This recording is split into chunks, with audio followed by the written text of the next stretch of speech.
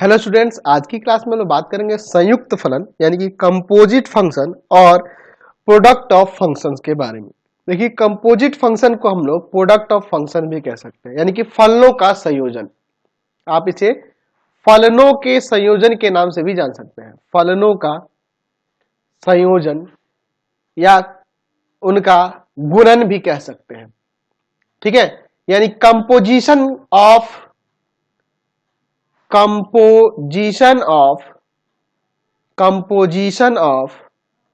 Functions भी कह सकते हैं, या फिर हम लोग यहां पर फलनों का गुणन भी कह सकते हैं, प्रोडक्ट ऑफ फंक्शन भी कह सकते हैं। अब ये संयुक्त फलन होता क्या है, इसको चलिए पहले हम लोग एक एग्जाम्पल से समझते हैं और फिर उसके बाद इसकी परिभाषा के बारे में हम लोग चर्चा करेंगे। हम लोग यहाँ पे एक एग्जाम्पल लेते हैं। मान लेते हैं आप क्लास 12th में है और आपके क्लास में 100 विद्यार्थी हैं। ठीक है, तो हम लोग ऐसा एक समुच्चय ले लेते हैं। माना ए किसी दिए गए विद्यालय या दिए हुए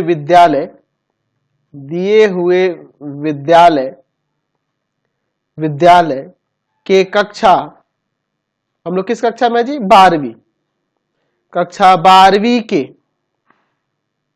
100 विद्यार्थियों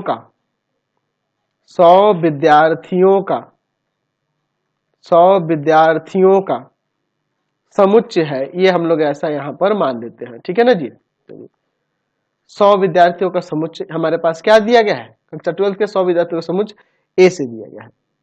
अच्छा, जाहिर सी बात है, विद्यालय में जो बच्चे पढ़ रहे हैं तो उनका कोई रोल नंबर होगा, है ना। कक्षा 12th में 100 विद्यार्थी तो हर एक का कोई रोल नंबर होगा ना, एक क्रमांक संख्या दिया जाता है ना।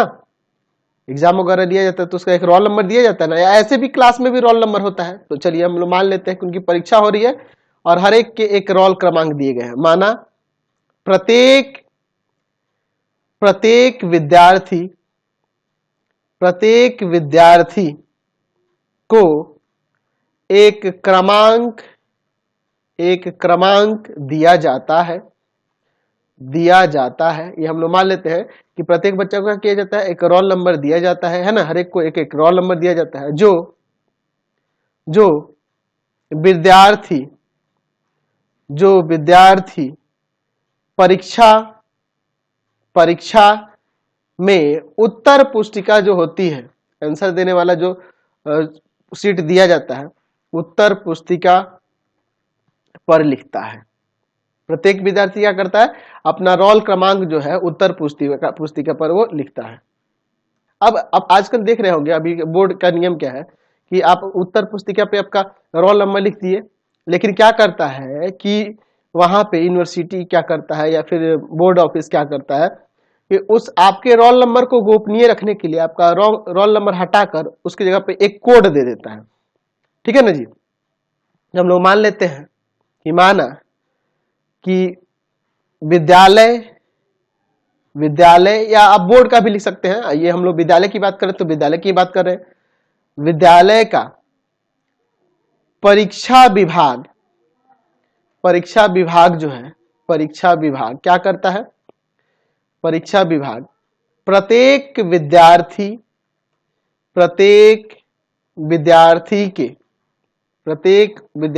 के उत्तर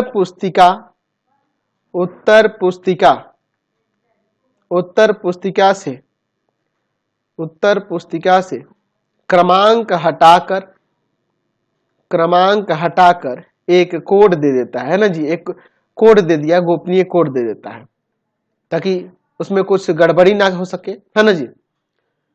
ठीक है, अब जब कोड दे देगा और उसकी जांच करेगा तो उसका मूल्यांकन करके कुछ मार्क्स देगा ना जी, कि 10 नंबर है, 20 नंबर है, जो भी है। तो अब क्या करता है कि उत्तर पुस्तिका का मूल्यांकन होता है। उत्तर पुस्तिका का मूल्यांकन कर परीक्षक क्या करते हैं जी, अंक देता है। परीक्षक क्या करता है, अंक देता है कि आपका इतना मार्क्स है, आपका इतना मार्क्स है। ठीक है। तो हमने इसमें क्या किया है, हमने माना है कि कक्षा 12वीं के किसी विद्यालय के कक्षा 12वीं के 100 विद्यार्थियों का समुच्चय क्या है, ए है। ठीक है ना जी, 100 विद्यार्थियों का समुच्चय ए है। और फिर मैंने माना है कि प्रत्येक विद्यार्थी को एक क्रमांक दिया जाता है जो परीक्षा में वो अपने उत्तर पुस्तिका में लिखता है। फिर विद्यालय की परीक्षा विभाग जो क्या करती है, उस क्रमांक को हटाकर उसकी जगह पे गोपनीय कोड दे देता है, ताकि फिर बदल ना की जा सके परीक्षा में, है ना, पार्शियलिटी ना हो पाए। शिक्षक ही मान लीजिए परीक्षा की कॉपी चेक कर रहे हैं और उसमें कुछ वो गड़बड़ी कर दे कि नहीं ये मेरा अच्छा विद्यार्थी है, जिसको मैं ज्यादा मार्क्स दे दूं। ठीक है ना जी। फिर उसके बाद उसका मूल्यांकन करके क्या किया जाता है, परीक्षा को उस पर मार्क्स देते हैं। ठीक है ना जी।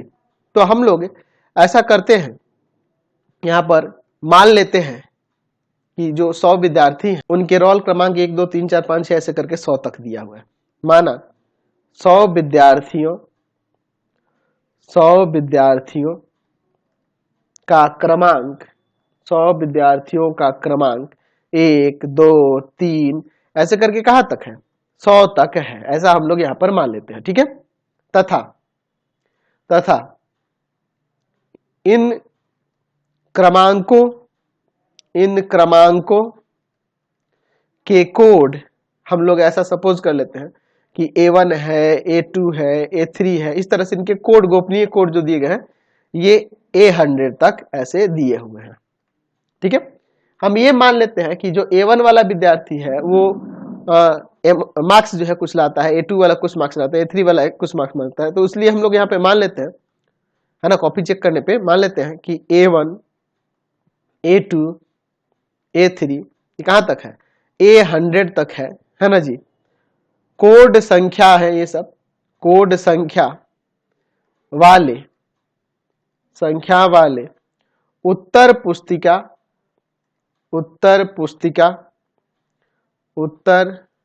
पुस्तिका जितनी भी है उत्तर पुस्तिकाओं पर प्राप्तांक जो है या प्राप्त अंक जो है क्रमशः, मान लेते हैं कि A1 वाला जो है M1 मार्क्स लाया, A2 वाला M2 मार्क्स आया, A3 वाला M3 मार्क्स लाया, इसी तरह के M100 तक ये मार्क्स आए हैं।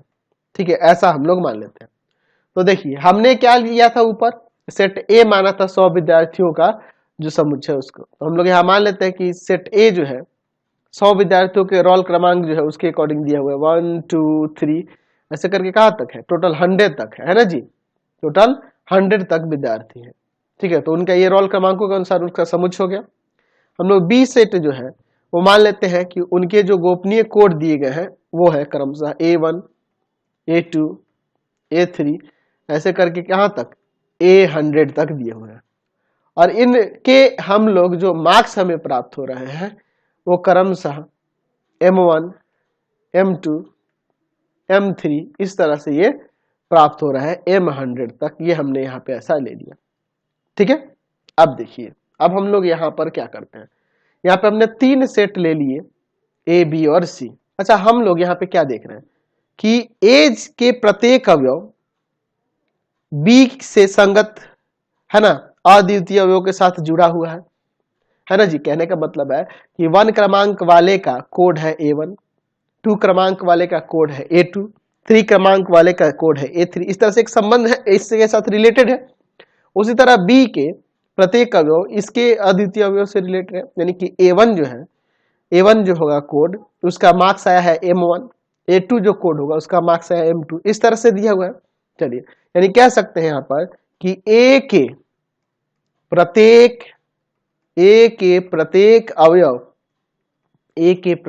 अवयव के संगत B में अद्वितीय अवयव हम लोग मान लेते हैं कि AI होगा। यानी कहने का मतलब कि 1 वाले का A1, 2 वाले का A2, तो उसे AI के रूप में हमने ले लिया। अच्छा, तथा B के प्रत्येक अवयव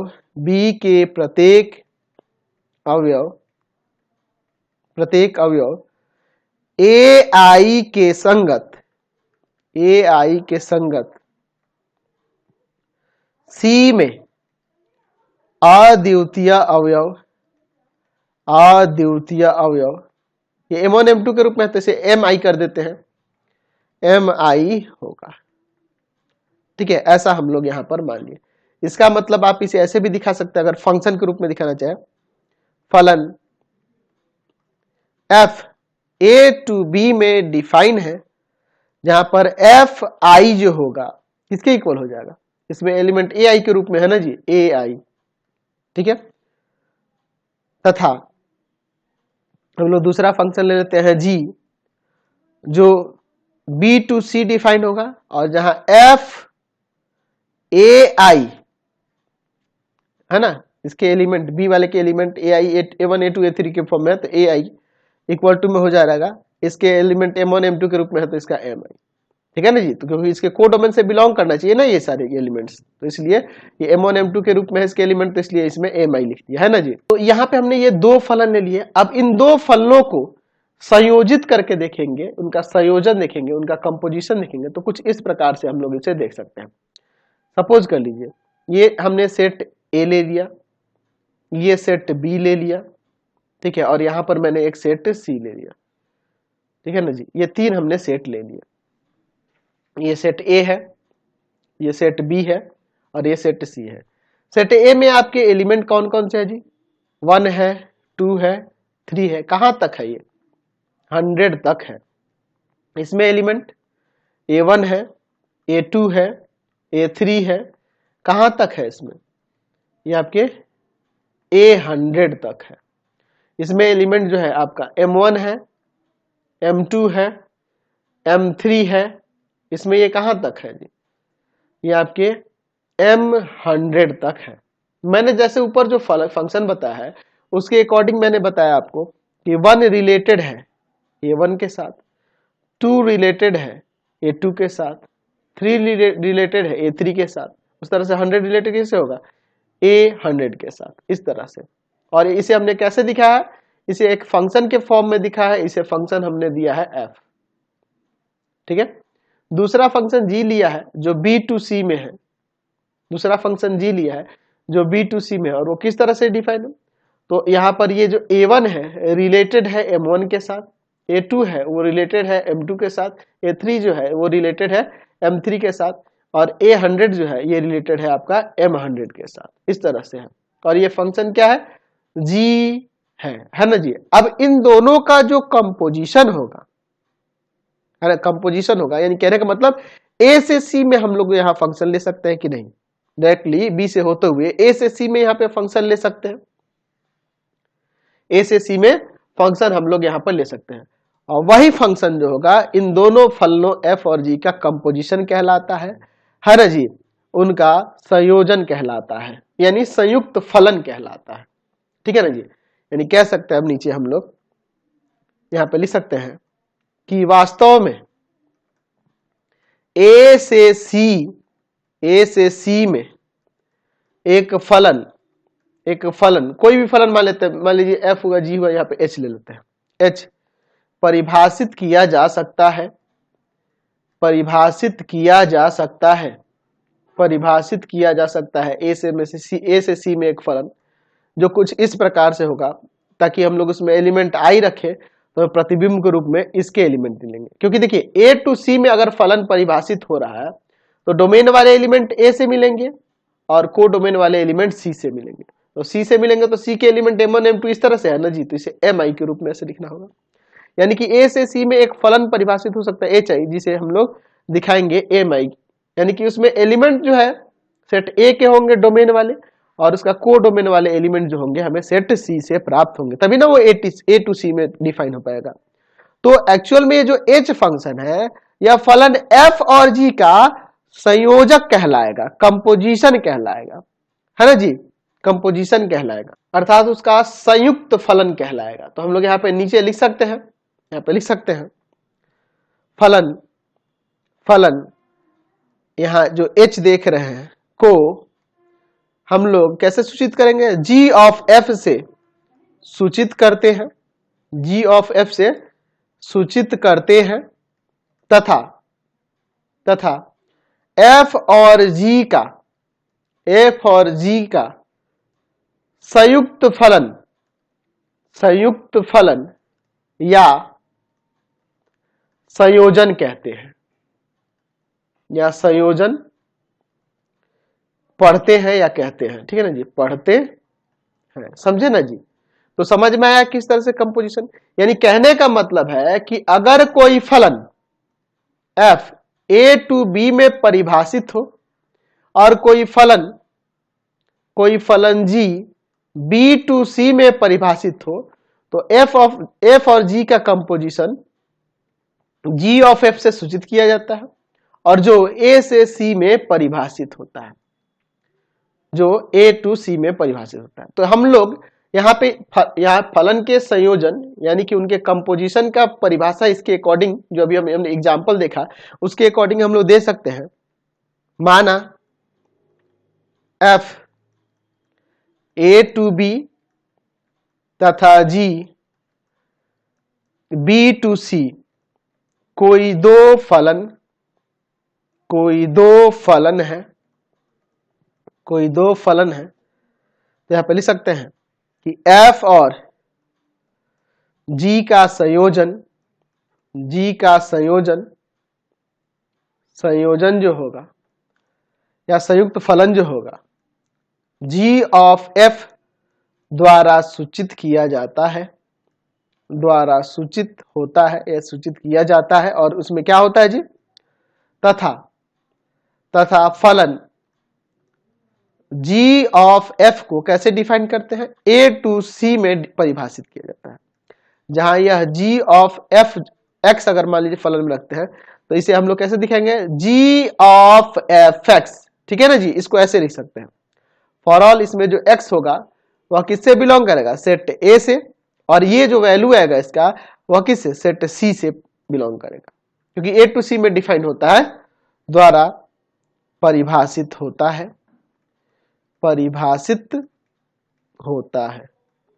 ठीक है, हम लोग ऐसे लिख सकते हैं। तो हमने यहाँ पे देखा दो फलनों के संयोजन में कि अगर फलन f a टू b में डिफाइन है और g b टू c में डिफाइन है, तो यहाँ इन दोनों का जो संयोजन फलन होगा g ऑफ f जो होगा, f और g का संयोजन फलन g ऑफ f जो होगा, संयुक्त फलन जो g ऑफ f होगा, वह a टू c में डिफाइन होगा। देखिए, यानी कहने का मतलब कि इसका डोमेन आ जा रहा है और इसका कोडोमेन इसमें आ जा रहा है। और ये भी देखना होगा कि यहाँ पे इस फंक्शन का जो रेंज होगा, यानी कहने का मतलब फंक्शन f में रखे जा रहे वैल्यू के बाद जो हमें फंक्शन f से वैल्यू जो प्राप्त होंगी, यानी कि डोमेन इसके एलिमेंट रखेंगे और हमें जो प्राप्त होंगे फंक्शन f का जो रेंज होगा, वह सबसेट क्या होता है, डोमेन ऑफ b का इसका सबसेट होगा, और वो सारे के सारे एलिमेंट इसके सबसेट होने चाहिए, तभी वो परिभाषित होगा। कहने का मतलब कि अगर संयोजन फलन निकाल रहे हैं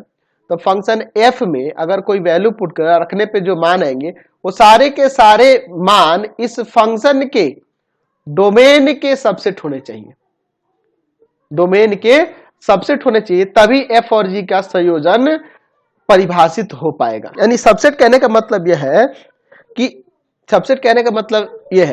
इसका जो रेंज होगा, फंक्शन f का जो रेंज होगा, वो सबसेट होने चाहिए इसके डोमेन के, b के डोमेन के सबसेट होंगे, तभी ना फंक्शन g जो होगा, क्योंकि वो b टू c में डिफाइन है, b टू c में डिफाइन है ये, तो इसके रेंज जो आएंगे वो सारे के सारे अगर इसमें मिलेंगे तभी ना ये इसके डोमेन के एलिमेंट होंगे। अगर मान लीजिए इसके डोमेन के एलिमेंट ही नहीं है तो ये फंक्शन परिभाषित ही नहीं हो पाएगा ना जी, उसका वैल्यू निकाल नहीं पाएंगे। तो ध्यान रखना इस चीज के लिए, यहाँ पे हम लोग नीचे लिख सकते हैं, याद रखने के लिए क्या लिख सकते हैं जी, कि g ऑफ f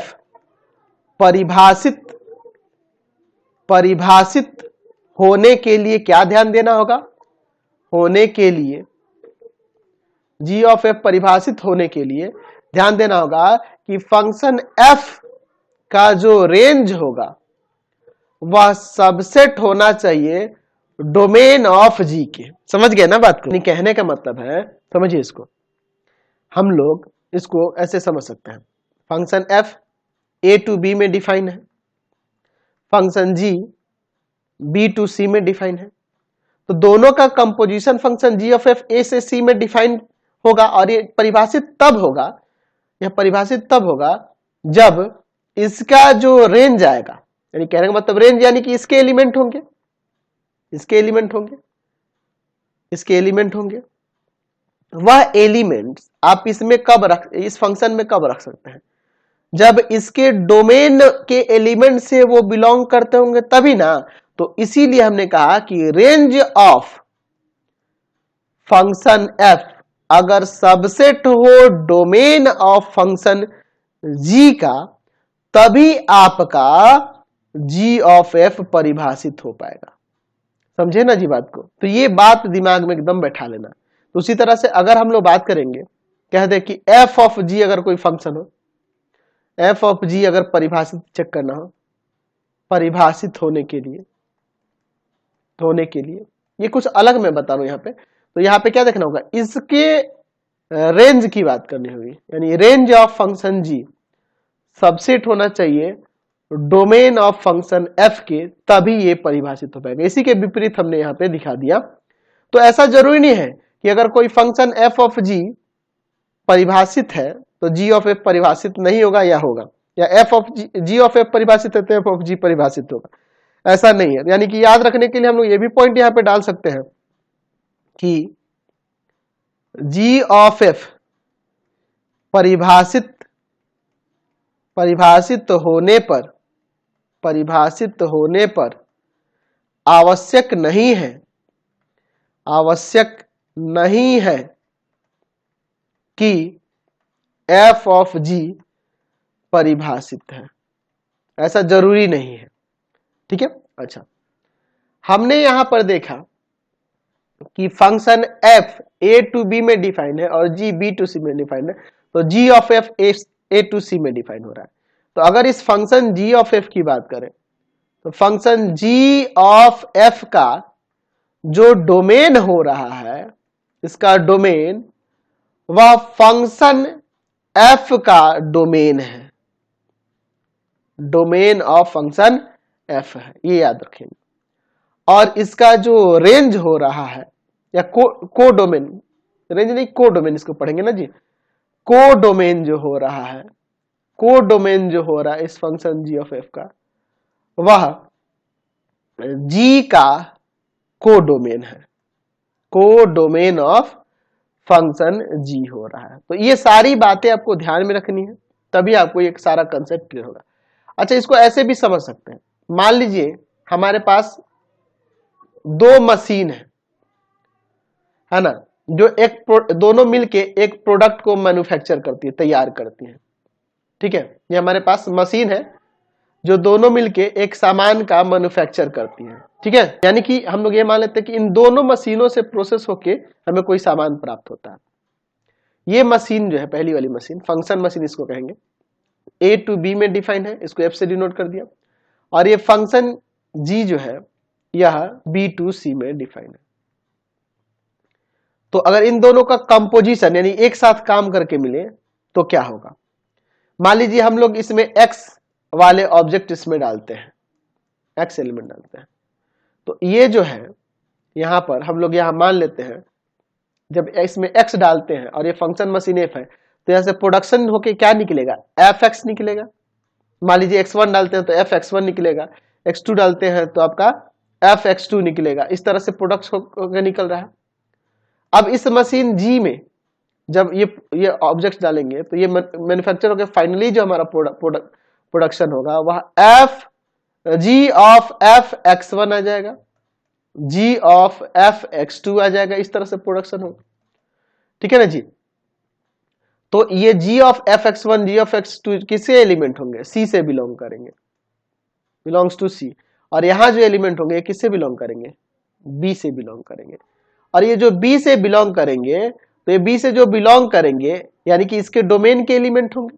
तो इसीलिए ना मैं बताया कि इसके जो रेंज वाले एलिमेंट होंगे इसके डोमेन के एलिमेंट होने चाहिए। इसीलिए मैंने बताया था कि जी ऑफ एफ तभी परिभाषित होगा जब रेंज ऑफ फंक्शन एफ जो होगा, ये रेंज वाले ही ना एलिमेंट होंगे, वो सबसेट होगा इस फंक्शन जी के डोमेन के तभी।